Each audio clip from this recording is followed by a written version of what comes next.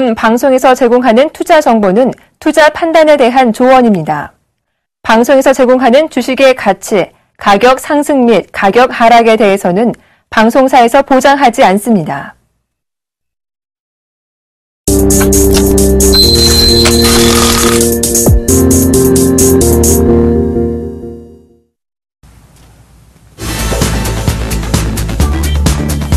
네, 시청자 여러분 안녕하십니까? 조민규 멘토입니다. 안녕하십니까? 박종익 멘토입니다. 네, 혹시 박종익 멘토님 감기 안 걸리셨죠? 네, 지금 약간 코가 훌쩍훌쩍거리는데요. 예.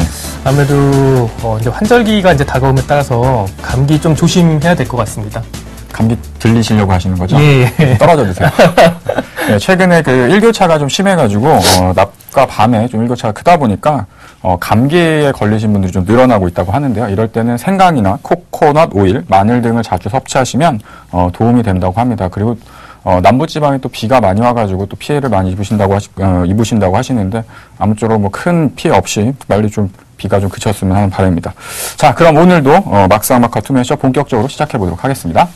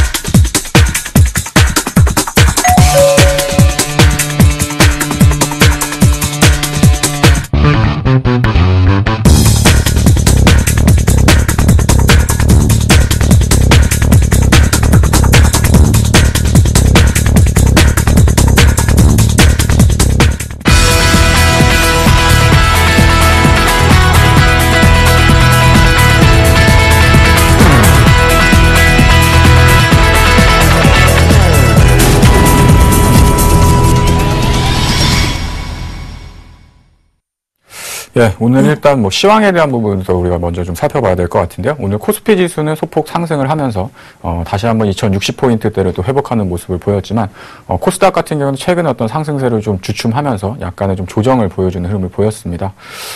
시장을 보다 보면 약간은 좀 지루한 장이 좀 나타나진 흐름이 아닌가. 코스닥 같은 경우에는 종목별 차별화 장세가 좀 나타나고 있지만 코스피 종목군들 같은 경우는 좀 지루한 일부 종목군들을 제외하고 나서는 업종을 대표하는 대표주들이 좀 쉬다 보니까 장을 보고 있으면 좀 하품이 날 정도로 좀 지루한 모습들이 좀 나타나고 있는데 박종익 멘토님 오늘 시장 어떻게 보셨는지 얘기 좀 해주시죠. 예.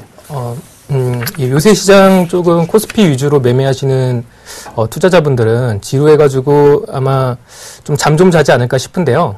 제가 생각하기에는 잠자는 장이 맞는 것 같고요. 하지만 이 부분은 조금 알아두셔야 될 부분이 있는 것 같습니다. 현재 시장 긍정적으로 평가되는 요소들이 많이 있습니다. 지난주에 잠깐 그 코스피가 급락을 했었는데요. 그 코스피 급락 이유가 수급적인 부분 때문에 급락을 했었죠. 미국의 이제 금리 인상 이런 부분도 아니고요. 그리고 중국 지표, 그러니까 부진해가지고 이런 부분도 아닙니다. 선물 베이시스 때문에 그런 추가적인 급락이 나왔었던 걸로 이렇게 보여지고 있는데, 7월 만기 이후에 한 1조 정도 금융투자에서 차익 거래로 유입이 됐었다가, 지금 이제 선물 베이시스, 외국인의 선물 매도로, 급락이 나오면서 선물 베이시스가 악화됐습니다. 그러면서 금융투자에서도 같이 차익 거래 그 부분을 해소시켰고요. 지금 한 7천억 정도를 해소시킨 걸로 예상이 되어지고 있고, 앞으로 한 3천억 정도가 남아있는데, 그 3천억 정도가 해소될 때까지 조금 코스피 전반적으로 좀 지루한 횡보 모습을 보이지 않을까 싶습니다. 너무 급락하는 데에서 이렇게 신경을 쓰지 마시고요.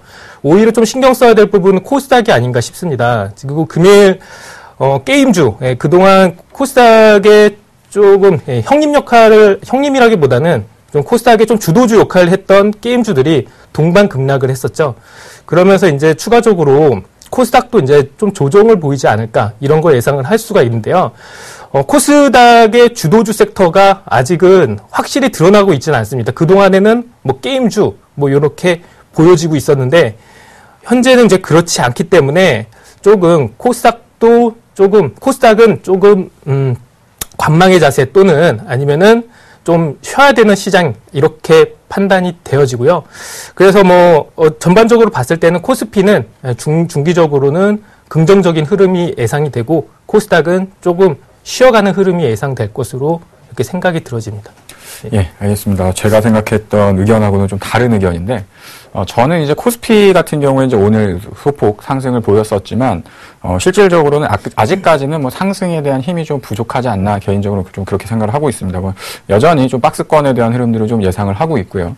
마찬가지로 지난번에 형성됐었던 2048포인트라는 어떤 지지 구간들을 제가 말씀드렸었는데, 사실은 이제 종가상으로는 이제 그 자리를 깨고 이탈을 한번 했다가, 시가상에서 이제 그 다음날, 시가로 이제 플러스 출발을 하면서 이제 오늘 이제 2060포인트 정도까지 이제 반등을 하는 모습을 보였었는데, 개인적으로는 뭐 방향성이 위다 아래다 단기적으로 이렇게 맞춘다기보다는 아직까지는 위로 갈 수 있을 만한 큰 어떤 모멘텀들이 좀 부족하지 않나 이렇게 좀 보고 있고요.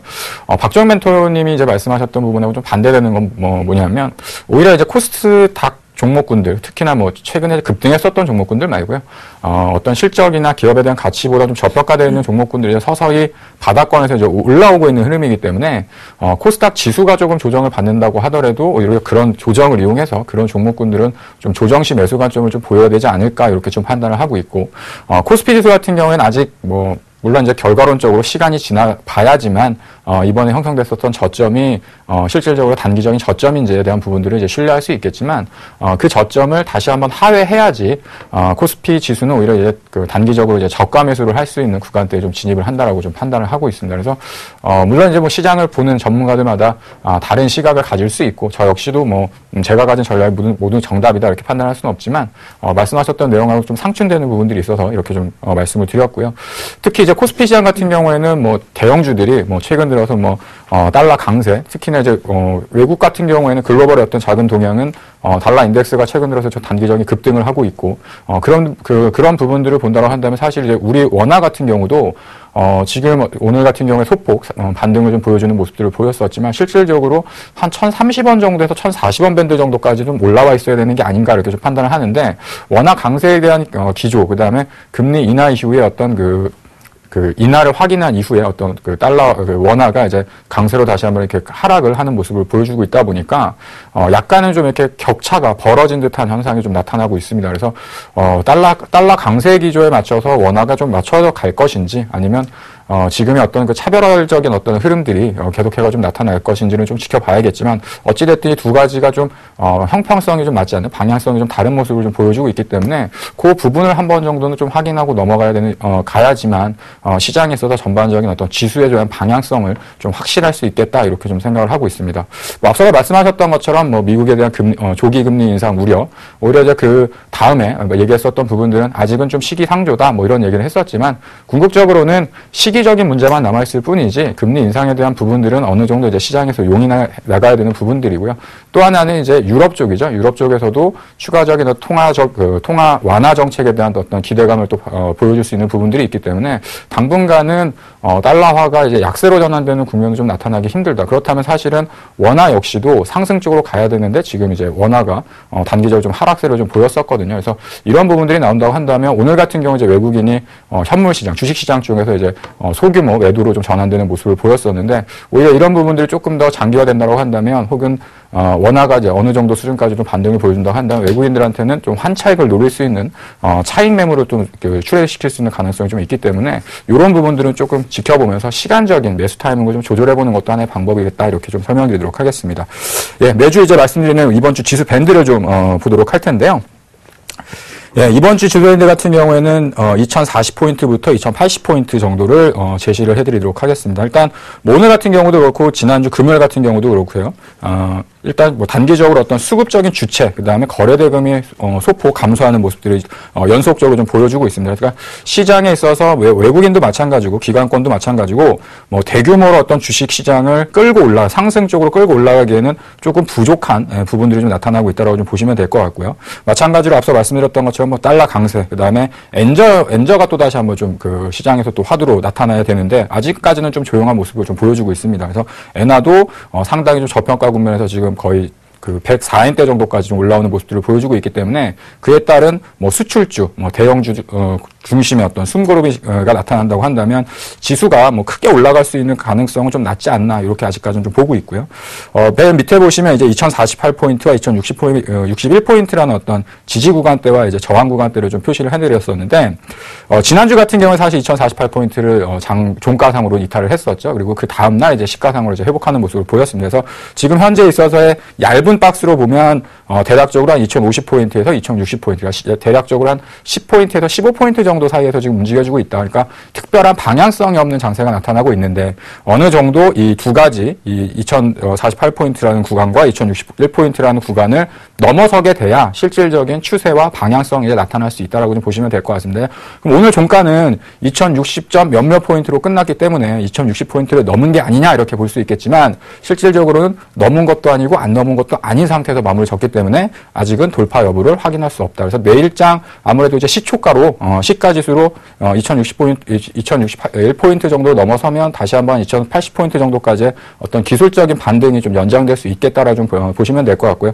만약에 그렇지 않다고 한다면 전저점 이탈 가능성도 배제할 수는 없다. 이렇게 좀 정리를 해서 말씀을 드리도록 하겠습니다.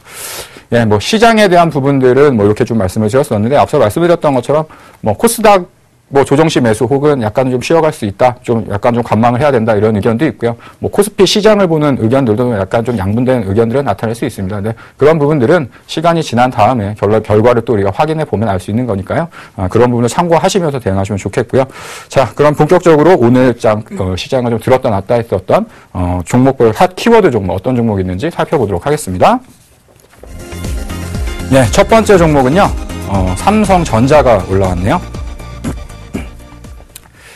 예, 시장의 대표주죠. 코스피 우리나라를 뭐 대표하는 글로벌 1등 기업 이렇게 보셔도 될 텐데요. 삼성전자의 주가 흐름이 상당히 최근 들어서 좀 약한 모습을 보여주고 있습니다. 뭐 원인에 대한 부분들은 뭐 뉴스를 통해서도 아셨겠지만 앞으로 뭐 이 삼성전자에 대한 주가 전망이라던가 그다음에 왜 이렇게 주가가 좀 떨어지냐 이런 부분들을 좀 궁금해하시는 분들이 계실 텐데 박정희 멘토님 삼성전자 왜 이렇게 오늘 또 떨어졌나요? 아, 예.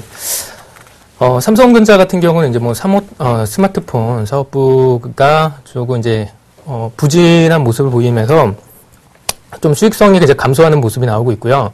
그 다음에 또 원화 강세가 유지가 되면서 또 이제 그런 환에 의한 그 영업이익이 감소가 좀 이제 주된 요인으로 이제 평가가 되고 있고요.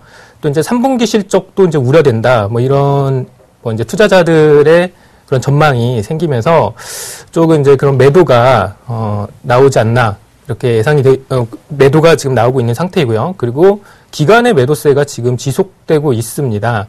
하지만 삼성전자 같은 경우는 어느 정도 추가적인 하락이 있다고 하면은 단기적인 그런 반등, 저가 매수세 유입으로 반등이 나올 수 있는 종목으로 생각이 되어지고 있고요. 앞서 잠깐 이렇게 잠깐 차트를 보면서 잠깐 말씀을 드려보도록 하겠습니다. 예, 차트를 이렇게 잠깐 보시면은요, 그런 투자 지표에는 볼린저 밴드라든지, 일목이라든지, 아니면 스톡 MAC 여러 가지가 있습니다. 그러니까, 여기 투자자들께서는 보이지 않는 선들, 정말 무지 많다는 거, 이렇게 알아두시고요. 이 선 같은 경우는 제가 이제 조금 개인적으로 쓰는 이게 선인데, 보시면 삼성전자 같은 경우는 조금 추가적인 하락을 좀 받을 것 같습니다. 그러면서 주가 지수를 올리지도 않고 내리지도 않는 그런 지루한 횡보세 모습이 보일 것으로 예상되어지는데요. 앞서 그 조민규 멘토님께서 말씀드린 것처럼 지금 제가 당장에 지수가 상승한다 이런 말씀을 드리는 건 아니고요. 삼성전자를 보더라도 지금 설정해 놓은 밴드 있죠. 여기 보면은 120만 원 정도를 좀 추가 이탈을 해야지 삼성전자 같은 경우도 좀 상승, 저가 매수의 유입이 예상되어지기 때문에 뭐 이런 거를 제가 토대로 본다고 이런 걸 잠깐 토대로 본다고 하면은 지수도 뭐 추가적인 아직 센 급락이 나오거나 이러지는 않을 것 같고, 아까 전에 말씀드린 것처럼 선물 베이시스가 개선될 때까지 약 3천억의 그 정도의 그 차익거래분이 해소가 될 때까지 지수는 상당폭 왔다 갔다 하는 흐름이 진행이 될 것 같습니다. 그러고 나서 추가적인 다시 한번 2100을 넘어가는 흐름을 연출하지 않을까 이렇게 예상을 하고 있기 때문에요. 뭐 삼성전자 이거 제가 보기에는 뭐 120만 원 이탈 시에 적극적으로 한번 저가 매수세로 생각을 하셔서 가담을 하시는 게 좋지 않을까 이렇게 생각을 해보고 있습니다. 예.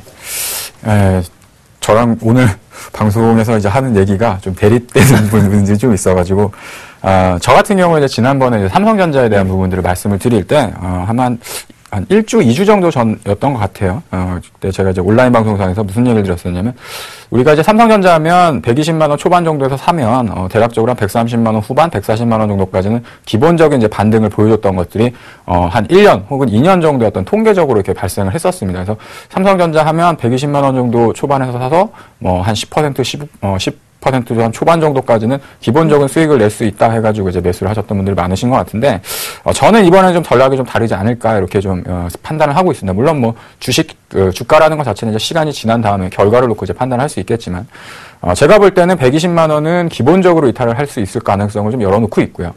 마찬가지로 이제 120만 원을 이탈했을 경우에는 뭐 여러 어떤 언론이나 매스컴, 그다음에 방송에서도 삼성전자가 물론 이제 아직까지는 이탈하지 않고 있습니다만, 이탈했을 경우에 어떤 우려감이라던가 앞으로의 어떤 그 전망치에 대한 안 좋은 얘기도 좀 많이 나오겠죠. 그렇다면 120만 원이 과연 저가 매수를 할 수 있는 가격권인가에 대해서 다시 한번 좀 생각을 해봐야 될 수 있다라고 판단을 하고 있고요. 그래서 제가 이제 말씀드렸던 건 110만 원 초반대까지는 좀 지켜보자. 그래서 그 가격이 아니면 다른 종목을 사도 되니까 저는 이제 전략을 좀 그렇게 짜고 있는데, 물론 뭐 아직까지는 뭐 120만 원 이상에 있고요. 아직까지 뭐 120만 원을 뗄지 혹은 뭐 내일 당장 뭐 그 급등 흐름이 나타날지는 뭐 내일 시장에서 판단할 수 있는 일이지만, 저희가 가진 투자 전략은 이런 겁니다. 그러니까 내가 원하는 가격이 오지 않으면 사지 않고 그 가격에 도달한 종목을 먼저 산다.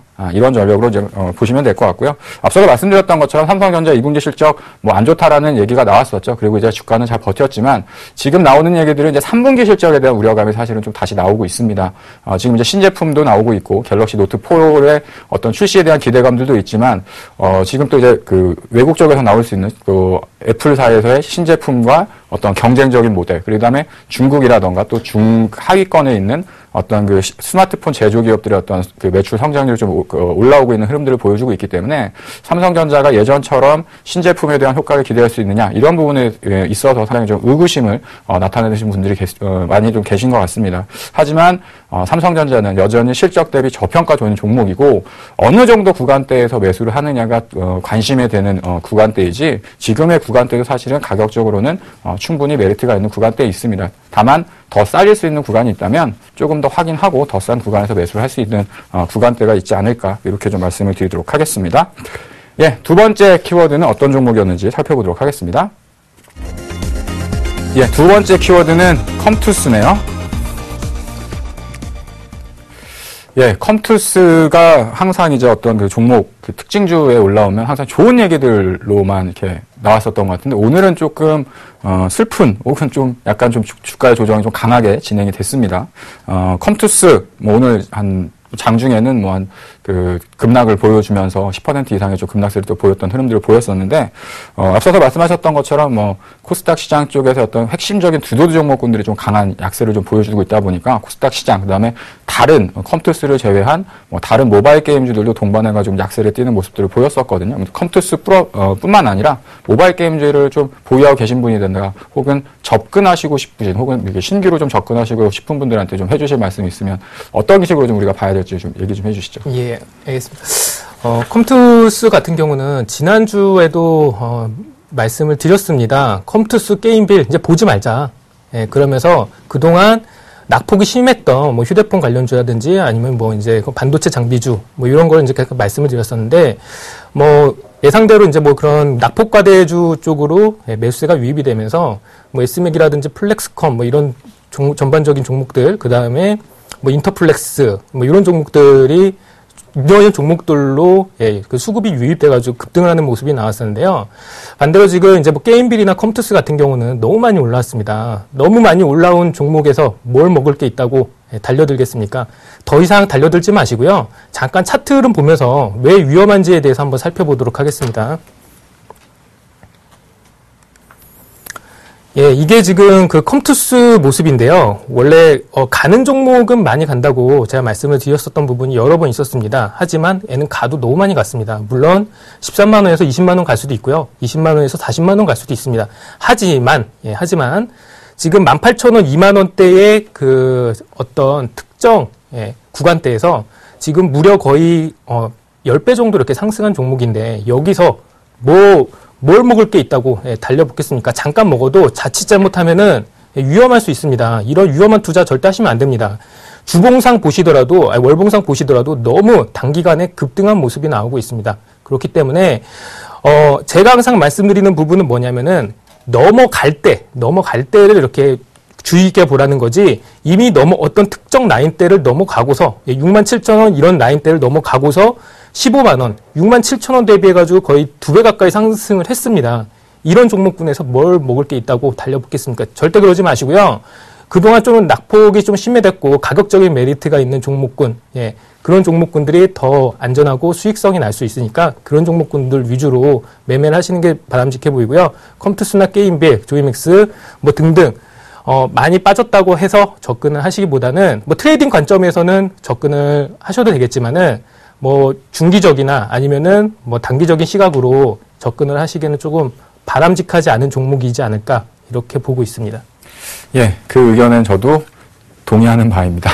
예, 너무 올라간 종목군들에서 어떤 단기적인 수익을 내겠다고 이렇게 추격 매수해가지고 하시기보다는 기업의 어떤 기본적인 가치, 그 다음에 실적적인 부분에서 과연 이 주가가 적정한 평가를 좀 받고 있느냐, 이런 부분들을 좀 분석하셔가지고 투자를 좀 하시면 좋을 것 같고요. 박정우 멘토님이 지금 말씀하시는 부분들 보니까 상당히 좀 안정적인 종목군들 위주로 또 방송에서 좀 말씀을 해주시는 것 같더라고요. 그래서 그런 부분들도 좀 참고하시면 될 것 같고, 전반적으로 이제 모바일 게임주들이 컴투스를 필두로 해서 뭐 단기적인 어떤 급등세를 보여줬었지만 일단 대장주가 그 단기적인 급락을 보이다 보니까 여타 있었던 덩달아서 이제 올랐었던 이제 모바일 게임주들 같은 경우에는 하한가까지도 급락하는 모습들을 보였습니다. 그래서 흔히 얘기하는 이제 묻지마 투자 형태로서 올라왔던 종목들이 좀 있었다고 할 수 있겠고요.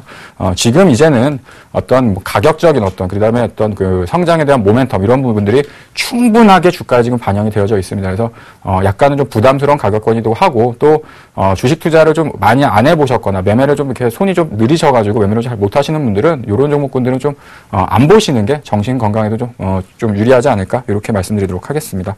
자, 요 세 번째 종목 살펴보도록 하겠습니다. 예, 세 번째 종목은 한미약품이네요. 예, 한미약품 같은 경우에는 최근 들어서 뭐 바닥이 어딘지 모르게 급락을 하는 모습을 보였었다가 오늘 오랜만에 한 10% 넘게 급등하는 모습을 보였습니다. 뭐 한미약품 오늘 뭐 특징적인 부분이라고 한다면 단기적으로 이렇게 급락을 했다가 오늘 10% 넘게 좀 바닥에서 올라오는 흐름들을 보였었는데 한미약품의 상승 이유 뭐 어떤 이유가 있을까요? 예, 뭐 표면적으로 나와 있는 상승에 대한 이유는 뭐 표적 항암제 200억 규모 그냥 중국 라이센스 계약 이런 뉴스로 인해 가지고 수급이 유입되면서 상승을 했는데요. 그런 이면을 이제 보기 이전에 그동안 주가가 많이 하락을 했습니다. 16만 원대에서 8만 원 거의 50% 가까이 하락을 했고요.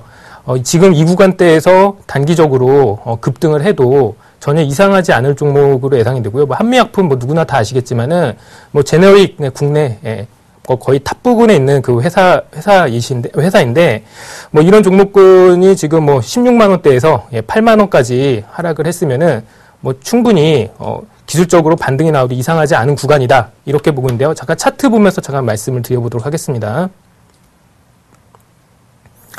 예, 차트를 보시면은 뭐 표면상으로는 뭐 뉴스가 뭐 200억 규모 뭐 라이센스 계약을 했다는데 그 라이센스 규모가 과연 오늘 이루어졌을까요? 예, 이거는 제가 한번 여기 시청자님들께 한번 물어보고 싶습니다. 이거를 하기 이전에 여러 그 회사 내부에서 그런 그런 토의를 할 테고요. 그리고 그런 과정들을 겪고 나서 그다음에 기자들한테 날아가고 뭐 이런 거겠죠. 그래서 이게 과연 오늘 이루어졌을까? 그건 아닐 것 같습니다. 그래서 그런 부분에 대해서 조금 생각을 해보실 필요가 있고요.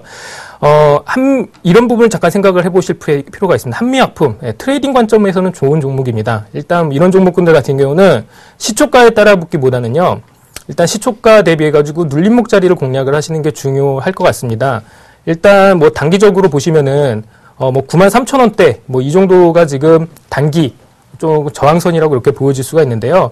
뭐 시초가 대비해가지고 좀 상승을 해가지고 눌림목 시초가 대비 한 2% 정도 하락했을 때 한번 잡아보시고 트레이딩 관점으로 말씀드린 거지 이게 중기적으로 10만 원, 20만 원 간다 이런 게 아니고 트레이딩 관점으로 적합한 종목일 수가 있겠다 이렇게 말씀을 드려보고 싶습니다. 네, 뭐 한미약품뿐만 아니라 이제 오늘 같은 경우는 대양 제약주들이 동반해가 좀 강세를 보여주는 모습을 보였었는데요. 뭐 앞서서 말씀하셨던 어떤 뭐 단기적인 재료나 어떤 이슈를 통해 가지고 주가가 올랐다고 판단하기보다는 사실 시장에 뭐 이렇게 맘 놓고 살 만한 주식들이 많지 않습니다. 좀 많이 올랐던 종목은 쫓아가기 좀 부담스럽고, 최근 들어서 뭐 수출주, 그 다음에 지수 관련 대형 업종 쪽으로는 어떤 실적에 대한 우려감이 좀 있는 부분들이 있기 때문에 제약주 하면 일단 경기 방어적인 성격이 좀 강하고요. 또 내수적인 부분들이 좀 강하기 때문에 최근 들어서 내수 업종 내에서의 어떤 사이클적인 부분, 순환매적인 관점에서의 어떤 기술적인 반등 정도로 판단하시면 좋을 것 같습니다. 그래서 아까 말씀하셨던 부분들은 뭐 단기적으로 좀 주가가 좀 바닥권에서 어느 정도 올라왔으니까 추격해가지고 매수하시기보다는 좀 눌림목에서 뭐 편입을 하시고 싶은 분들 같은 경우에는 그렇게 좀 대응을 하시라고 박종훈 멘트가 조언해 주신 거니까 그렇게 참고하셔서 매매 참고 대응하시면 될 것 같습니다. 예, 지금까지 뭐 특징주에 대한 부분들 살펴봤고요. 본격적으로 우리 멘토분들의 포트폴리오 수익률 살펴보도록 하겠습니다. 8월 25일 월요일 막상막하 투맨쇼 포트폴리오 수익률 확인해 보도록 하겠습니다. 먼저 조민규 멘토의 포트폴리오입니다. 지난 18일 SK이노베이션 종목 매도 의견을 주셨는데요. 다음날 시초가인 10만 원의 0.8%의 수익률로 매도 확정 처리가 됐습니다. 또한 동아일텍 종목을 포트폴리오 신규 종목 편입 준비로 내일장 시초가에 매도 의견 주셨으니까요. 내일장 전략에 참고하시기 바랍니다. 이번에는 박종영 멘토의 포트폴리오입니다. 현재 포트에는 총 3종목이 편입되어 있는데요. 그중 지난 20일 날 현대홈쇼핑 매도 의견을 주셨죠. 다음날 시초가에 6.1%의 수익률로 매도 확정 처리됐습니다. 내일장 전략에 착오 없으시길 바랍니다. 다음은 오늘장 막상막하 투맨쇼 멘토별 포트폴리오 수정사항입니다. 이상로 멘토의 DNA 링크가 오늘 장중 익절가를 터치하면서 2.6%의 수익률로 매도 확정 처리가 됐고요. 하나 마이크론 목표가와 손절가를 각각 9,000원과 8,000원으로 상향 조정해 주셨으니까요. 내일장 전략에 참고하시길 바랄게요. 이번에는 포트폴리오 수익률 베스트입니다. 먼저 2위는 이상로 멘토의 영업무역이 25.4%로 정동훈 멘토를 제치고 2위로 올라갔고요. 3위와 4위는 정동훈 멘토가 독식하고 있는 모습입니다. 테크윙이 19.7%로 3위를, 한국전력이 13.4%로 4위를 기록하고 있고요. 5위에는 최영동 멘토의 STS 반도체가 12.9%를 기록하고 있습니다. 그렇다면 오늘장 막상막하 투맨쇼 수익률 베스트 1위는 과연 누가 차지했을까요? 조민규 멘토의 유니테스트가 승승장구하고 있나요? 64.1%를 기록하며 여전히 1위 자리를 빛내고 있습니다. 이번에는 누적 수익률 베스트입니다. 조민규 멘토가 드디어 100%를 돌파했습니다. 오늘장 누적 수익률 104.1%를 기록하며 위풍당당하게 1위 자리를 지키고 있고요. 2위에는 정동훈 멘토가 73.4%로 그 뒤를 바쁘게 쫓아가고 있습니다. 3위에는 이상로 멘토가 26.5%로 새롭게 누적 수익률 베스트 순위권에 올라와 있는 모습입니다. 마지막으로 막상막하 투맨쇼 명예의 전당입니다. 정재훈 멘토가 금메달과 은메달을 모두 독식하고 있죠. 사마 네트워크스와 YB로드가 금메달, 은메달을 차지하고 있고요. 동메달에는 김지웅 멘토의 마이크로 컨택솔이 명예의 전당을 빛내주고 있습니다. 여러분의 수익률을 책임지고 있는 막상막하 투맨쇼 멘토들. 과연 내일장 포트폴리오에는 어떤 막상막하 순위 변동을 보여줄지 내일장도 기대 많이 해주세요.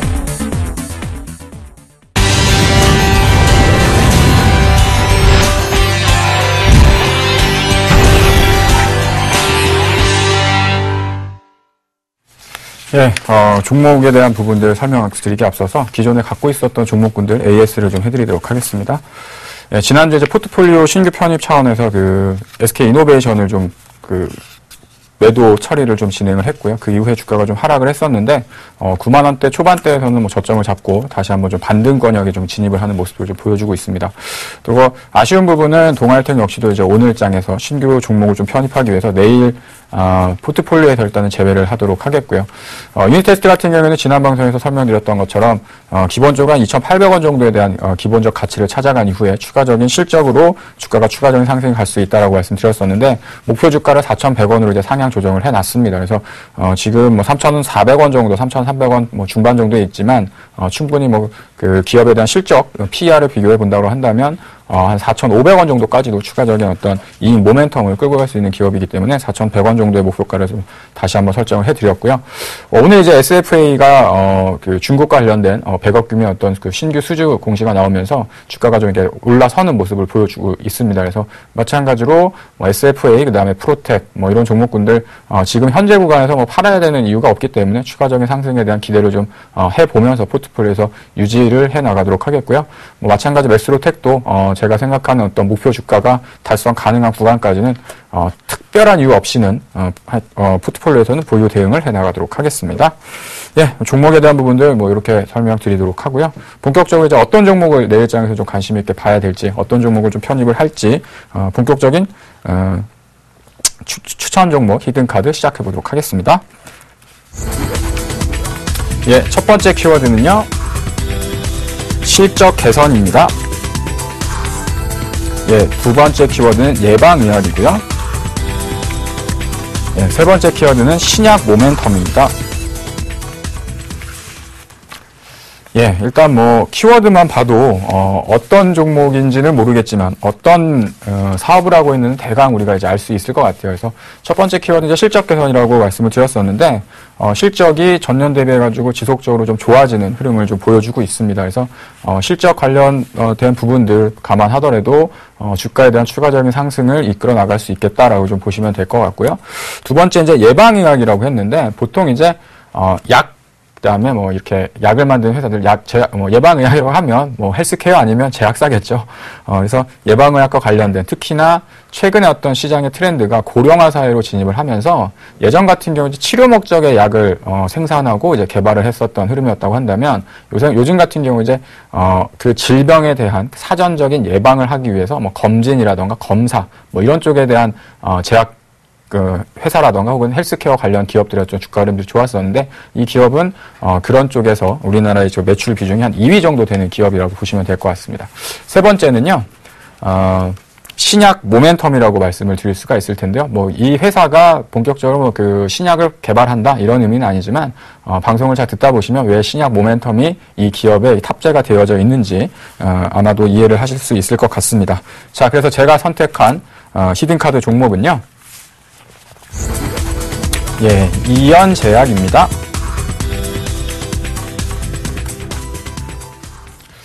예, 이연제약 같은 경우에는 제가 이제 그 특징 종목으로 한번 이제 설명을 드리면서 상당히 저하고는 오랜 인연을 갖고 있는 기업이다라고 이제 말씀을 드렸을 것 같습니다. 2010년도에 이제 신규 상장된 이후에 주가가 이제 단기적으로 최근에 어떤 신규 상장주는 주가가 공모 이후에 상장이 되면 주가가 올랐었지만 그때 당시는 또 신규 상장주가 좀 힘을 못 썼던 시절이었었거든요. 그래서 실적도 잘 나왔고 기업 가치도 상당히 우수하고 특히 이연제약을 잘 모르시는 분들은 뭐 신생 제약사인가 뭐 이렇게 생각하시는 분들도 계시겠지만 50년 이상 제약 그 사업을 영위했었던 상당히 좀 오래된 기업이고요. 그래서 이 회사가 처음에 상장한 이후에 주가가 거의 한 10,000원 정도 밑에서 이제 거래가 될 때 제가 이제 탐방을 계속적으로 가가지고 앞으로 어떤 이 회사가 어떤 그 매력적인 부분들이 있는지 그 분석도 하고 기업 탐방에 대한 부분들을 좀 했었었는데 최근에는 주가가 많이 올라서 사실은 좀 부담스러운 가격권에 있는 건 사실입니다. 하지만 뭐 지금 현재 어떤 장세가 가고 있는 종목군들이 더 추가적인 상승이 가능할 수 있기 때문에 그런 부담감보다는 추가적인 상승 모멘텀을 위주로 해가지고 관심 있게 좀 봐도 괜찮지 않을까 이렇게 좀 설명해드리도록 하겠습니다. 한 가지씩 보면서요 이연제약이 어떤 사업들을 하고 있는지 살펴보도록 할 텐데요. 예, 지금 보시면 이제 그 완제의약품이라고 해가지고 우리가 흔히 약국이라던가 병원에서 완성된 약을 만드는 그런 기본적인 이제 사업을 하고 있고요.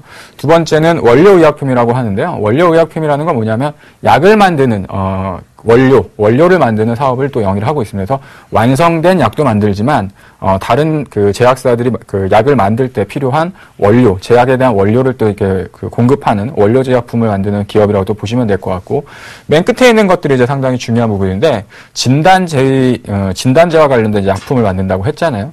특히 이제 이현제약이 하고 있는 건 이제 조영제라고 해서 CT 촬영이라던가 MRI 촬영을 할 때 우리가 이제 필수적으로 이제 조영제를 삽입하거나 혹은 투약해가지고 그 CT 촬영을 이제 하게 되는데, 그와 관련된 조영제에 대한 매출 비중이 상당히 좀 두드러진 그 영역을 가지고 있고요.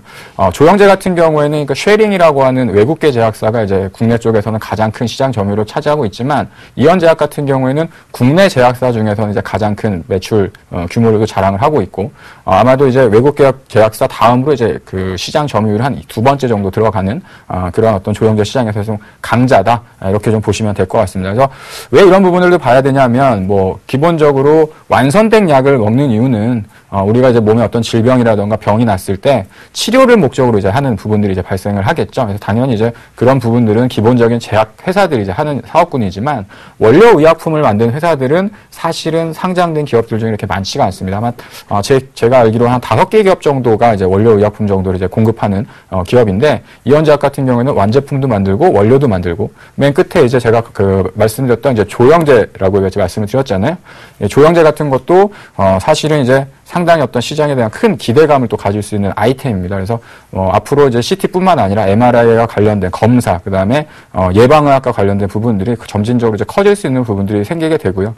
지금 현재 추세가 고령화, 그다음에 노령화 되는 어떤 사회적인 추세에 맞춰서 이런 부분에 대한 지속적인 어떤 건강 검진, 이런 쪽에서의 추가적인 어떤 실적에 대한 안정성을 띌 수 있는 기업이다라고 좀 말씀을 드리도록 하겠습니다. 예, 두 번째 하면은요. 조영제 시장은 꾸준하게 이렇게 성장을 하고 있다. 이렇게 좀 보시면 될 것 같고, 계속해가지고 조영제에 대한 시장은 의료보험 쪽에서도 계속해가지고 적용 범위를 확대하는 흐름으로 가고 있기 때문에 투약되는 부분들이 늘어날 수 있겠다라고 보시면 될 것 같아요. 당연히 조영제 시장이 커지게 되면 다른 사업도 마찬가지겠지만 매출액이 꾸준하게 이렇게 증가되는 모습들을 좀 보여줄 수 있다라고 좀 보시면 될 것 같고요. 예, 가장 중요한 이제 신약에 대한 부분들을 말씀을 드릴 텐데, 지금 실질적으로 이현제약은 이제 바이로메드라고 하는 신약 개발 회사와 공동으로 항암 치료제 이런 것들을 지금 개발을 하고 있습니다. 근데 바이로메드 같은 경우가 지금 주가가 한 6만 원대 정도까지 와서 시가총액 한 8천억 정도 됐거든요. 주가의 흐름을 좀 비교를 한 부분들을 좀 보시면요. 지금 차트를 보시면서 제가 이제 그 두 가지 비교에 대한 모습들을 좀 보여드리도록 하겠습니다.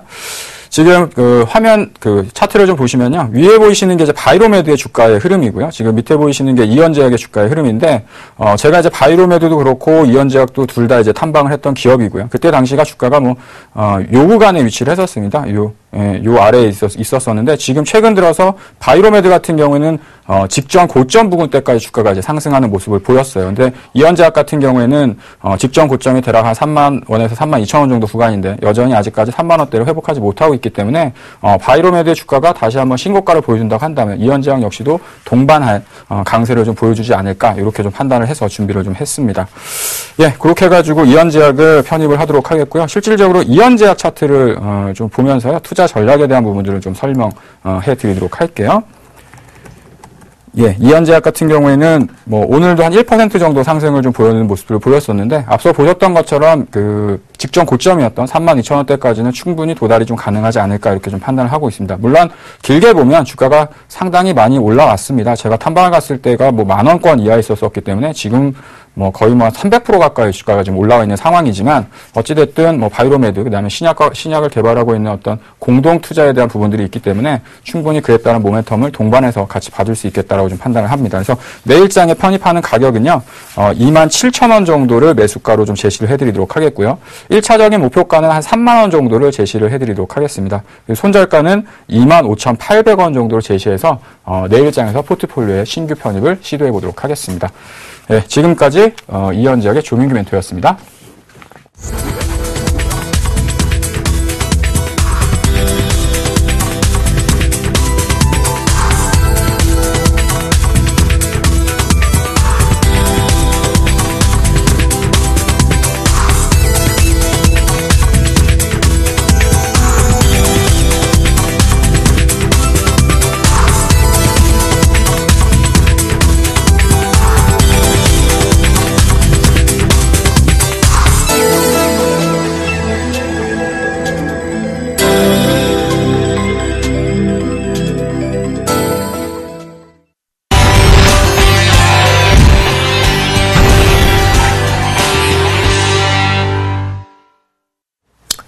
안녕하세요.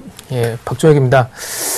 종목 그 히든카드 말씀드리기 전에 잠깐 포트를 점검을 하는 시간을 잠깐 가져보도록 하겠습니다. 예, 지금 보시면은 현대홈쇼핑 같은 경우는 예, 지난주에 이제 매도가 됐었고요. 그리고 이제 잘만테크하고 이제 이마트가 남아 있습니다. 잘만테크 같은 경우는 좀 크게 보는 종목이기 때문에 뭐 마이너스 3%, 4% 이런 거에 연연하지 마시고요. 잠깐 잘만테크 먼저 차트 보면서 말씀을 드리도록 하겠습니다. 예. 잘만테크 보시면은 예. 이런 거 같은 경우는 뭐 4%, 5% 잠깐 상승을 해서 먹고 나올 종목은 아닌 걸로 이렇게 판단이 되어지고 있고요.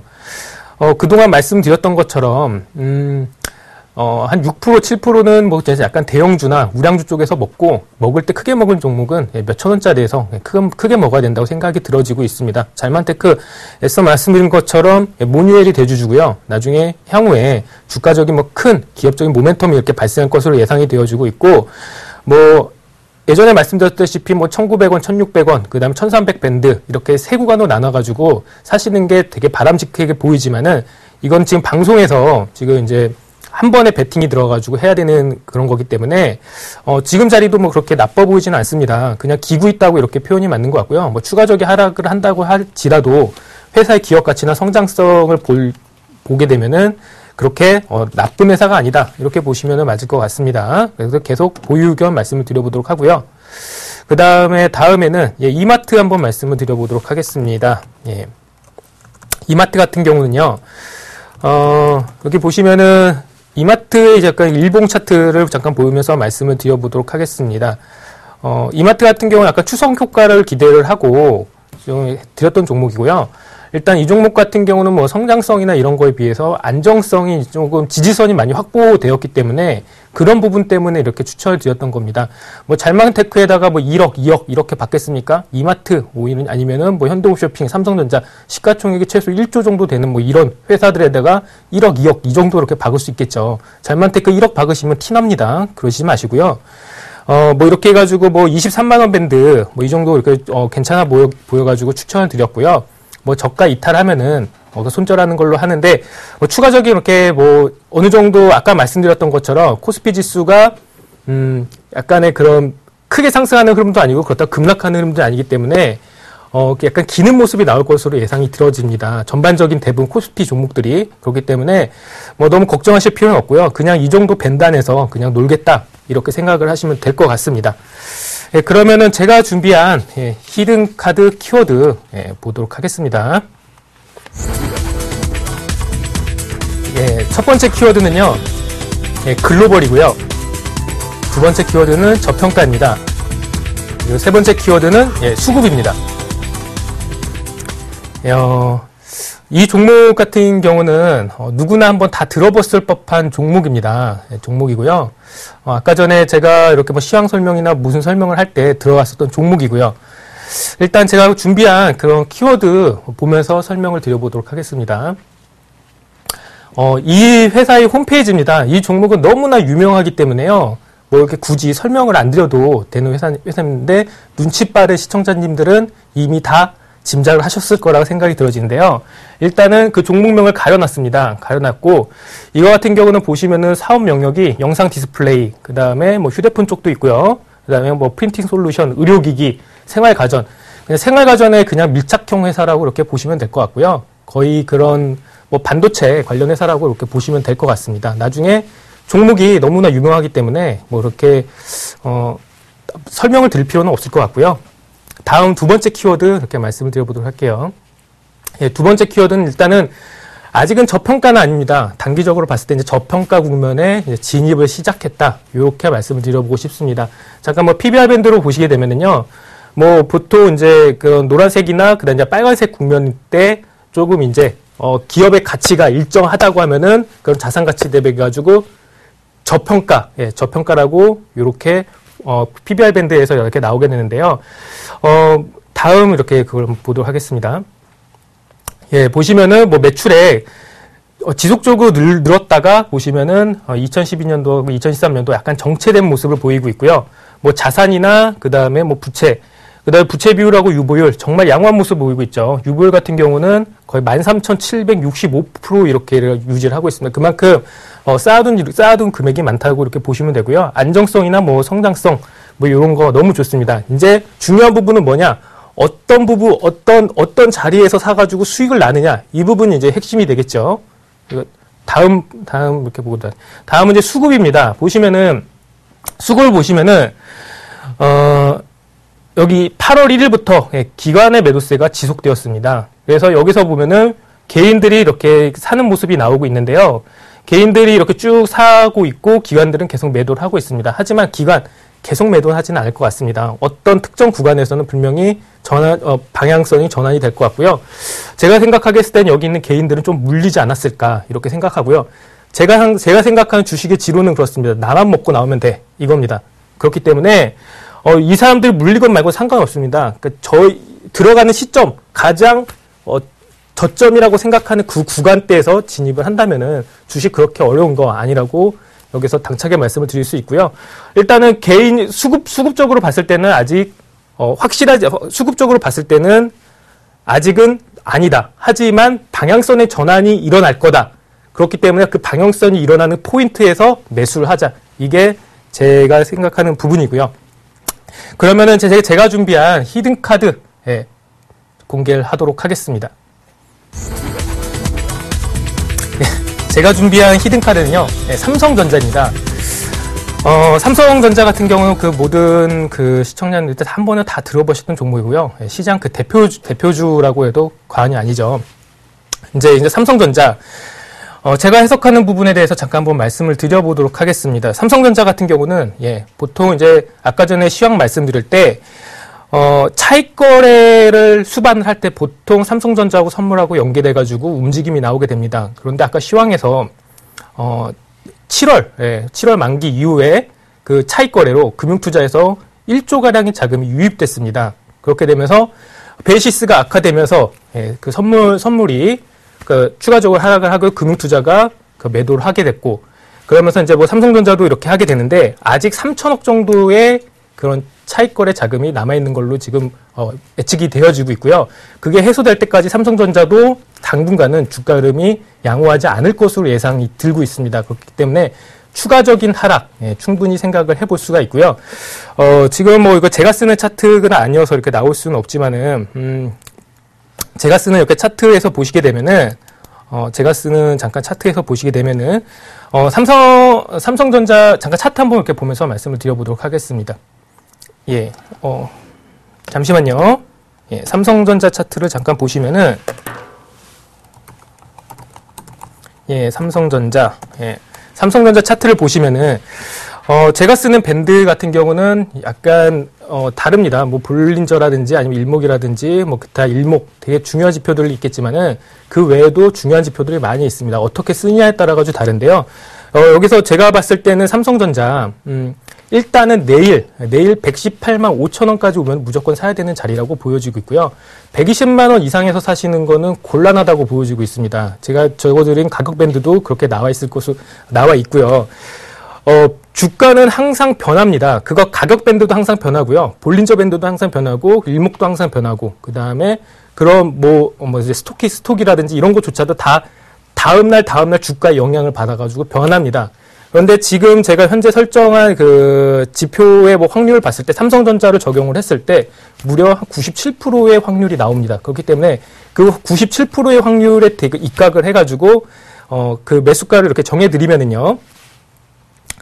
매수가를 잠깐 보도록 하겠습니다. 매수가는요. 118만 5천 원 이하로 사셔야 됩니다. 근데 여기서는 그 서울경제에서는 플러스 마이너스 3% 밴드가 있기 때문에 115만 원을 매수가로 정해드리고요. 그 다음에 목표가는 126만 원이고요.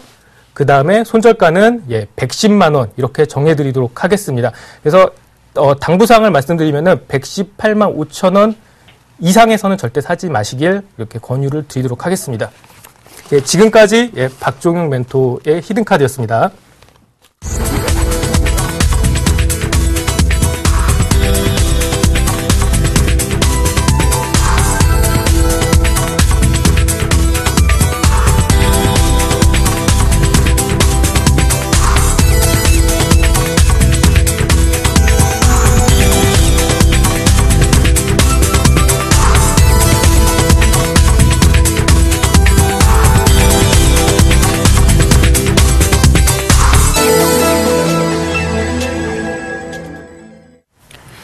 예, 박사마카 투맨쇼 오늘 하루도 알찬 시간이 되셨습니까? 저희는 뭐 내일 그다음에 다음 주 월요일에도 찾아뵐 수 있으니까 많은 시청 부탁드리도록 하겠습니다. 오늘 시청해주셔서 감사합니다.